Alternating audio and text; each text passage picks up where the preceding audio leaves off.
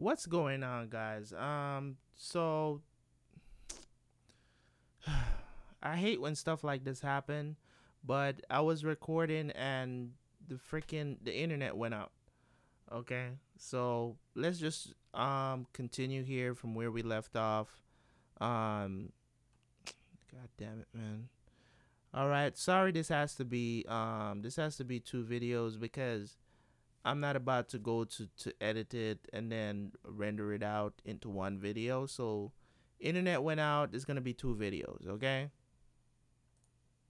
Rel his wardens of the south, choosing us over older, greater families in the Reach. Our house thus owed everything to the Targaryens. So is it any wonder we stayed true to King Aerys, even during his madness, and even after Robert Baratheon rebelled? Some may question my father for laying siege to the Baratheons' home, instead of marching to aid Prince Rhaegar before Robert could kill him and scatter the royal army. But let us not forget that we had already dealt Robert his only defeat of the war at Ashford.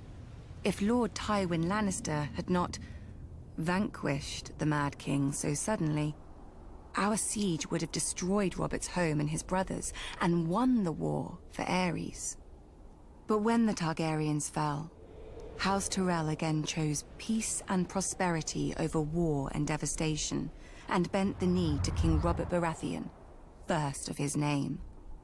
We returned to Highgarden to manage the affairs of the Reach, as we had for thousands of years, and will for 1,000 more. Other great houses take lions and wolves for their sigils, and draw their power from the gold in their mountains or the cold of their winters. But mountains run dry, winter yields to spring, and the rose blooms once more.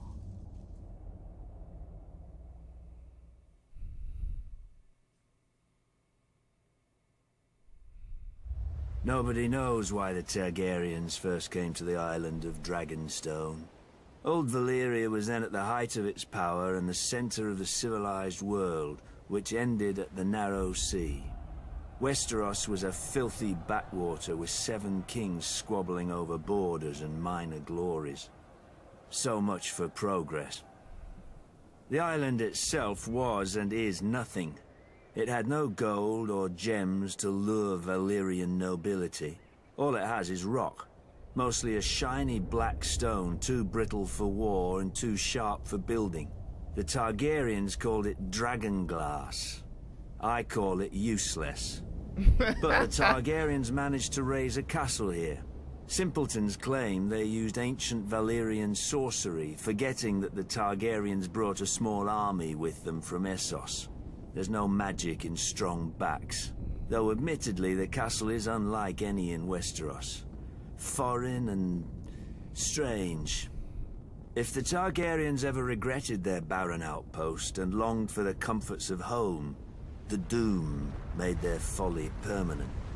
Valyria collapsed into the waves and was no more. To look east was to see the ruin of their homeland, the greatest civilization before or since. But to look west, as Aegon realized, was to see a fertile land ripe for conquest. Perhaps even a new Valyria. Though good for little else, Dragonstone was the perfect staging point for Aegon's invasion of Westeros. The Blackwater Bay granted easy access to the continent. The lands there were disputed by 3 kingdoms: the Reach, the Iron Islands, and the Stormlands. But their capitals were far enough away that none could mount a force before Aegon got a foothold, even if their kings had been able to stop bickering over whose problem he was. Then it was too late. Aegon had chosen his first camp well. With the bay to the east, the river to the south, and open fields to the north and west, his army would be impossible to take by surprise. A perfect site for an invasion, and one day, his capital city, King's Landing.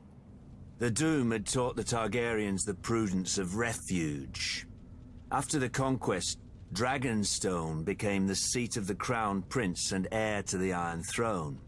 It would serve them well, and me ill, 300 years later, after my brother Robert Baratheon rebelled against the Iron Throne and the Lannisters slaughtered the Mad King Aerys and his royal family, Robert dispatched me to deal with the last surviving Targaryen children. But before I arrived, a loyal knight smuggled them across the narrow sea to safety.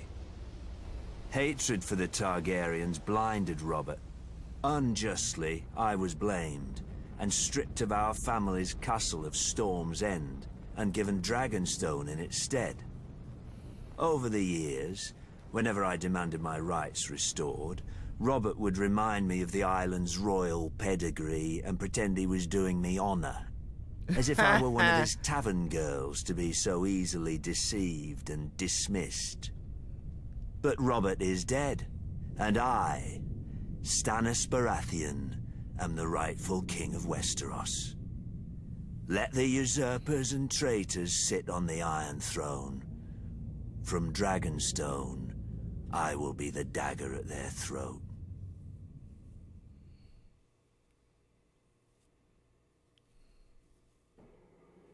Honor, glory, lies to make idiot boys want knighthood, and idiot girls spread their legs for it.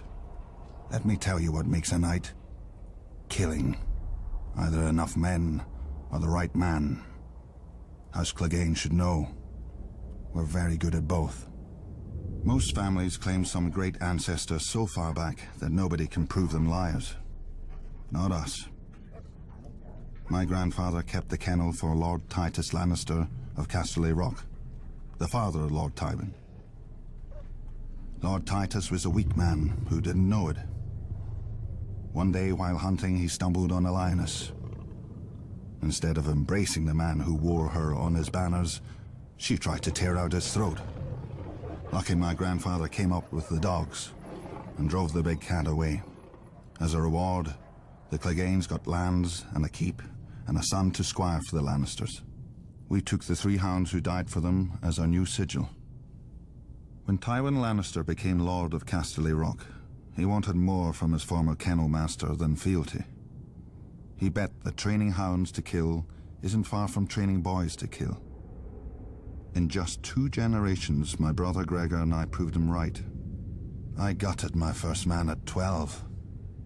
Years after, servants started disappearing in our keep. And even a sister I don't remember. But nobody could prove anything against Gregor. Or dared if they caught him at it. For my father wanted a knight in our family, and thought he'd found one in Gregor, who at 13 towered over enough men that they called him the Mountain. Sure, Gregor looks quite the champion from a distance, but a mountain can't cleave a man in half with one blow, and won't break a wench's face if she talks. Through Lord Tywin's influence, Prince Rhaegar Targaryen kindly anointed my brother personally. A great honor for our family, everyone said. 1 year later, Sir Gregor chivalrously sacked the prince's city, brained the prince's baby, and raped and murdered the prince's wife, winning our family yet more honor from the new king and queen. Wow, look at the irony, bro. That is so ironic that Rhaegar anointed the Mountain. Oh my God, that's ironic as hell. Are you serious? Rhaegar anointed the Mountain as a knight. He came back. Kill your kids and your wife. Legitimate ones, that is. I mean, that's really ironic, man. That's crazy. Soon after, my father died. They say in a hunting accident. The same day that Gregor became lord of the Clegane lands, gold and anything under his roof, I left our home to take service at Casterly Rock. Lord Tywin is not like his father.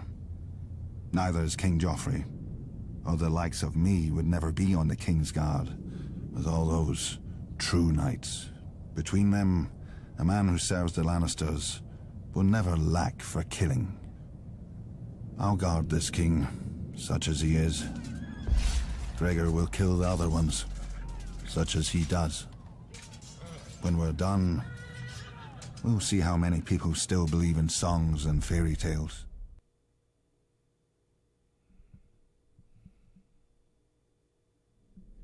Dragons conquered the Seven Kingdoms, but to rule them, the Targaryens needed a less temperamental tool. When the great King Maegor saw the power of the Alchemists Guild, he blessed us with his patronage. In those days, we commonly transmuted metals and other wonders, but the king was most interested in our mastery of the substance, which those not of our order dub wildfire.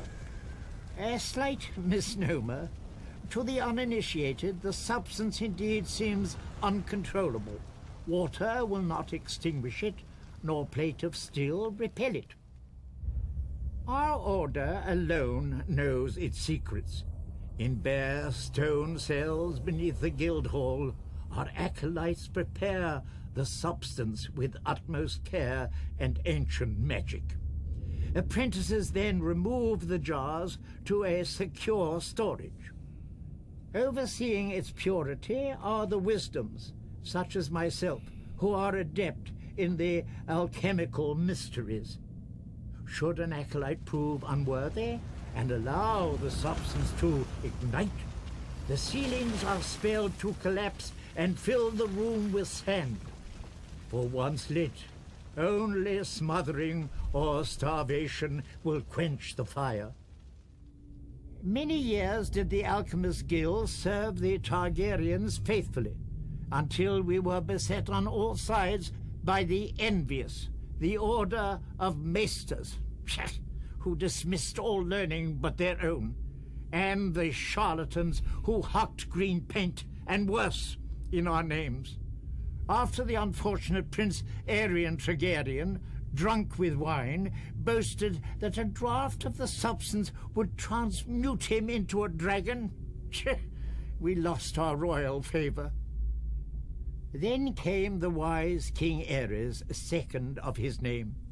I was merely an acolyte when he restored our guild to its former glory.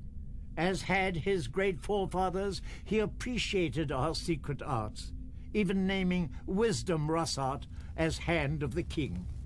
Together they punished his enemies as befits a true Targaryen. During the War of the Usurper, I heard whispers that King Aerys had engaged our greatest wisdoms for an ultimate weapon against his foe. But sadly, King's Landing must have fallen before it could be used, and many of our wisdoms disappeared in the sack of the city, victims of ignorance and envy, as ever, I'd wager. Yet our order perseveres. Like the substance, which grows ever more potent as it ages, we perfect our ancient arts in darkness, forgotten by the world. We are masters of the fire, but we live only to serve. All we need is the right spark. The free folk. A long time ago, they say, some old southern king enslaved our giants by magic and forced them to build your famous wall. Then he kicked all of my kind to the other side and raised an army to keep us there. And we're the uncivilized ones, wildlings. Might be Sir King was wise. Even a giant can be made to kneel, but only if he wants a better crack at your head. The free folk don't follow a man because his father tells us. If the king's son was brave and strong, aye, we'd follow him as we did his father. If he wasn't... But it seems to me, as much as the wall keeps us out, it keeps you southerners in. You follow laws you didn't make. kneel to kings you didn't choose, and pray to gods you never hear from. Traders talk about your seven. Beyond the wall, the stars shine bright and clear. Any gods there aren't listening to the likes of men. Our gods are of the forest, in the trees that shelter us and the rivers that feed us. They gave the land for all of us to share. We fish, farm, and hunt where we will, when we need. If a man wants a woman, he has to prove he'll give her strong and cunning sons. Now, it's easy. When she tries to slit his throat, he don't let her.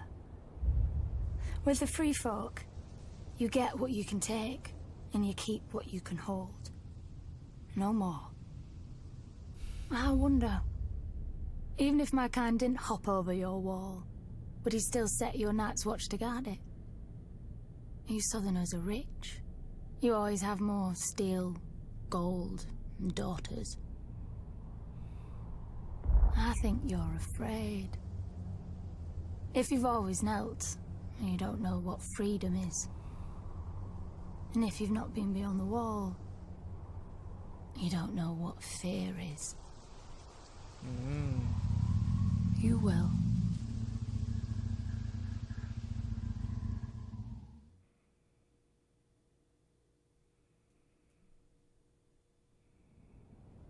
Swords in the darkness. Aye. The Black Brothers of the Night's Watch are that, at least. As too many of the free folk know. You southerners are strange. A man murders, and you train him to kill better. A man thieves or rapes, and you send him where it's dark and private. Well, at least you make him promise to be good. Well, then you make him regret even that. From the time he's woken to the time he's allowed to sleep, he walks the frozen wall, carries frozen stones, or boils frozen food. When he lies down at night, he can't have nobody to warm his frozen bed. Well, not unless the crows like to nest together. Do you think he remembers the stories they told him then? About when the White Walkers woke in the land of always winter, and how the wall and the Night's Watch were raised to stop them the next time. Never mind trapping us on the other side. We free folk have our stories too. About how one of your king crows found something cold in the woods, with bright blue eyes. How he brought her home, through your wall, and declared himself Night's King. 13 years he and his queen ruled over his brothers, making sacrifices as black as their cloaks.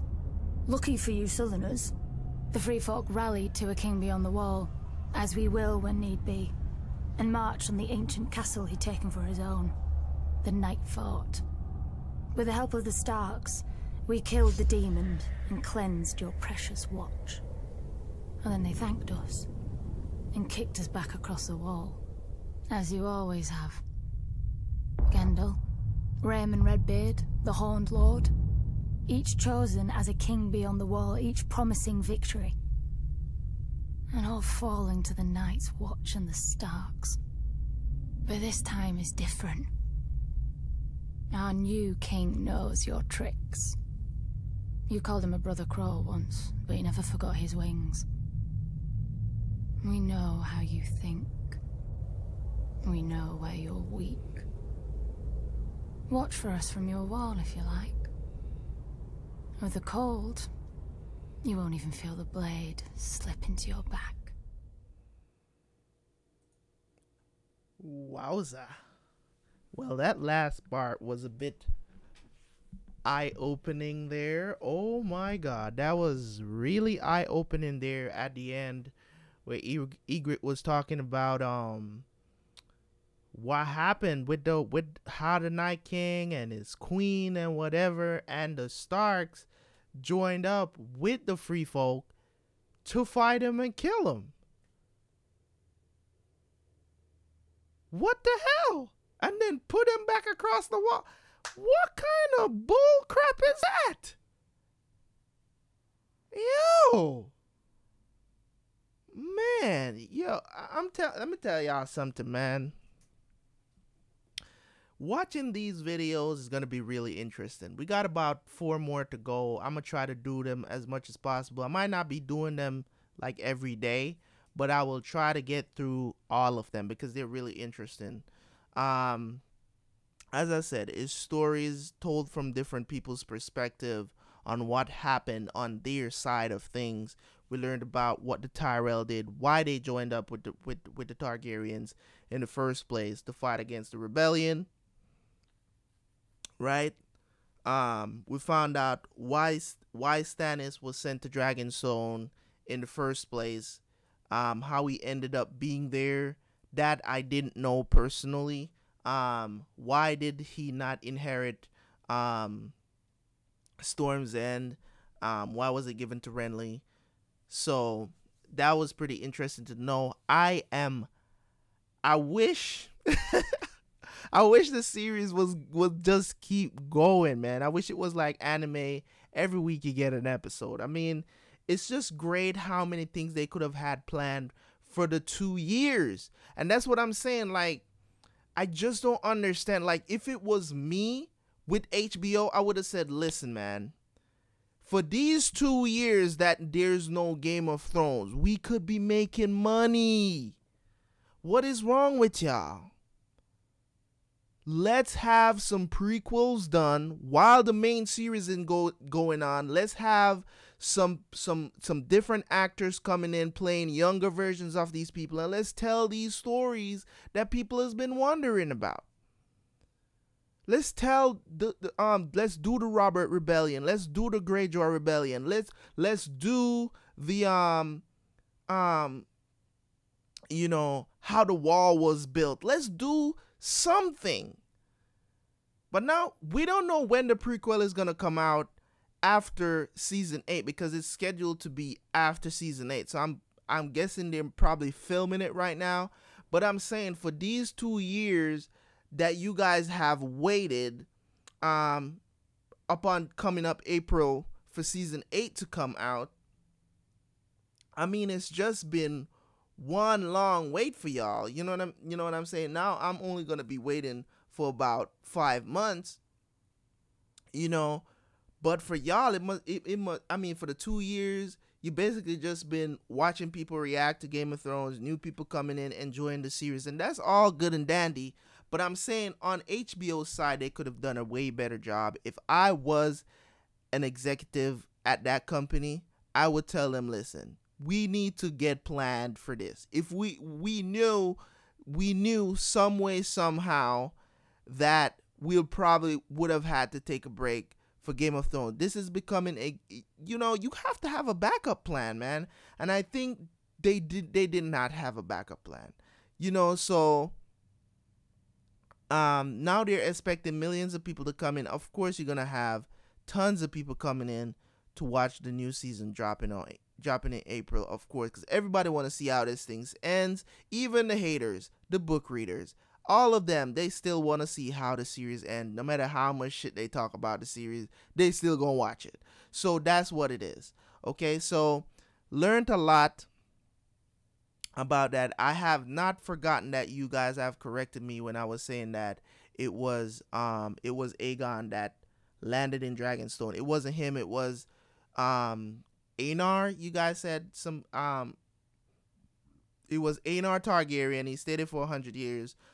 So Aegon grew up on Dragonstone, and then he decided, hello, let's go take these 7 kingdoms, and then we'll figure out what to do next. So it was awesome. It was great. I thank you guys for tuning in, man. Must apologize again for breaking this up into parts that I did not want to break it up in. My internet went out, and I had to